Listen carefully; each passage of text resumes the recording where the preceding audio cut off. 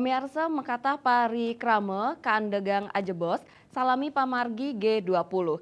Silih tunggilnyane indek pengangkutan luwu kiriman sane nyemerin salantak pasisi ring Badung pacang kaandegang ajebos salami acara KTT G20.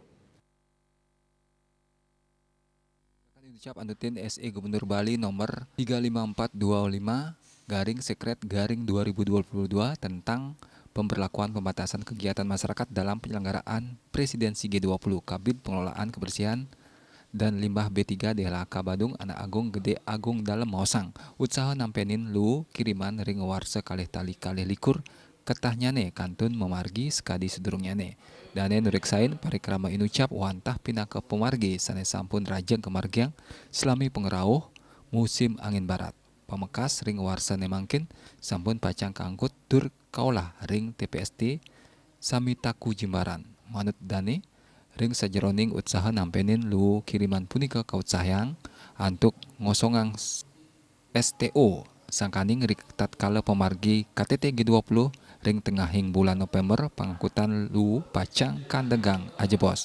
Napi malih anutin SE Gubernur Bali 35425 garing sekret 2022 samian perikrama ring Badung sisi klot pacang kawatesan. Kawohin mersihang posisi saking lu kiriman nyabran rahina sampun kasiagang petugas ring widangan pesisi ngawit saking kuto ngantos cemagi. Paiketan dane taler sampun nyiagayang 300 diri petugas kebersihan.